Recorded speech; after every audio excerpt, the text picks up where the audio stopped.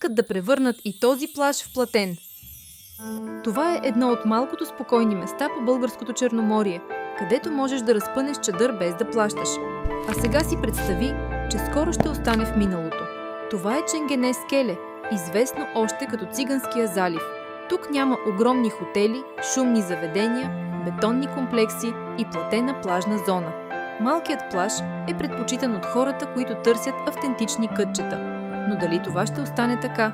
Според информация от април 2026 година, Министерството на туризма е избрало концесионер, който ще стопанисва част от плажа. Предвижда се да бъдат поставени чадъри и шезлонги, като цената им не трябва да надвишава 10 евро за брой. И тук мненията се разделят.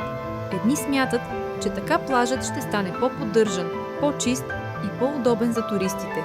А други вярват, че всяка подобна промяна отнема още едно от малкото останали свободни кътчета по нашето Черноморие.